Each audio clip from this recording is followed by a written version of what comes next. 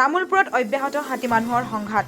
তামুলপুৰ জিলাৰ পিপলিনিত দিন দুপৰতে বনৰীয়া হাতীৰ এক বৃহৎ জাকে মুক্ত বিচৰণ কৰি আহিছে। হাতী মানুহৰ সংঘাত ৰোধ কৰিবলৈ বন বিভাগৰ লোকে বিভিন্ন পন্থা হাতত লোৱাৰ পাছতো এতিয়ালৈকে খেদি পঠাবলৈ সক্ষম হোৱা নাই। দিন ৰাতি একাকাৰ কৰি বন বিভাগৰ লোকে এতিয়া হাতী খেদাত ব্যস্ত হৈ পৰিছে যদিও কিমান দূৰ সফল হয় সেয়া লক্ষণীয় হ'ব।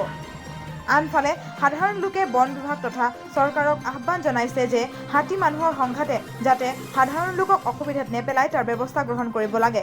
তামুলপুৰৰ পৰা সুমন গড়তুলাৰ ৰিপৰ্ট PPN ডিজিটেল। বিগত বছৰৰ পৰাই বিশেষকৈ আমাৰ বন বিভাগৰ লগত বাক্সা বন সংমণ্ডলৰ অধীনত কুমৰিকাটা আৰু তামুলপুৰ ৰেঞ্জৰ দুটা ৰেঞ্জৰ অধীনত আমি আজিৰ তাৰিখলৈকে আমি বিশেষকৈ হাতী মানুহ সংঘাতৰ ওপৰত মানে বিশেষকৈ কাম কৰি আছোঁ। এতিয়া আজিও আপুনি দেখা পাইছে ইয়াতে পিপলিনিত ইয়াতে আছোঁ আমি। ইয়াতে বন বিভাগো আছে আৰু আমাৰ NGO ল'ৰাকেইটাও আছে আৰু মই নিজেও আছোঁ। কাৰণ ইয়াতে থকা কাৰণটো হ'ল হাতী আপোনালোকে দেখাই পাইছে। হাতীটো মানে দিনভৰ ইফালে গাঁও অঞ্চলতো যায়ে বিভিন্ন ধৰণৰ ক্ষয় ক্ষতিটো হৈ আছে। তাৰে মাজত আমি যিখিনি পাৰোঁ জনসাধাৰণৰ মাজত তাৰমানে যিখিনি তাৰমানে আমি হেল্প কৰিব লাগে যাতে হাতী মানুহৰ সংঘাতৰ ক্ষেত্ৰত বন বিভাগ আৰু আমিতো দিনে ৰাতিয়ে কাম কৰি আছোঁ। তাৰে মাজত আজি ইয়াতে আমি বিশেষকৈ এই দিনৰ ভাগত ইয়াতে আমি ডিউটি দিব লগা কাৰণটো হ'ল ইয়াতে বাগান আৰু গাঁৱৰ মাজতে আছে এই অঞ্চলটো পিপলিনি বুলি কয়। এই অঞ্চলৰ তাৰমানে আমি থকা কাৰণটো হ'ল ইয়াতে তাৰমানে বাগানত কাম কৰি আছে আৰু সৰু সৰু ল'ৰা ছোৱালী ইফালে আপ ডাউন কৰি আছে।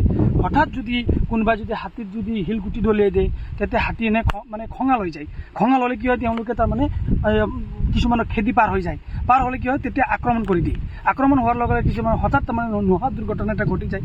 তাৰ কাৰণে আমি কি কৰিছোঁ তামুলপুৰ বনাঞ্চলিক বন কাৰ্যৰ অধীনত যিটো নাগৰিকজনী ফৰেষ্ট অফিচ আছে, ফৰেষ্ট অফিচাৰ ইনচাৰ্জ আমাৰ সমৰজ্যোতি বড়োৰ নেতৃত্বত আৰু আমি মই নিজে ইয়াতে আমি ৰাতিপুৱাৰ পৰা এইখিনিত আছোঁ যাতে আমি যিমান পাৰোঁ যাতে এই অঞ্চলৰ যিটো জনসাধাৰণ যাতে কোনো ধৰণৰ অসুবিধা হ'ব নোৱাৰে আৰু হাতীকো তাৰমানে অসুবিধা হ'ব নোৱাৰে, পাব্লিকো অসুবিধা হ'ব নোৱাৰে।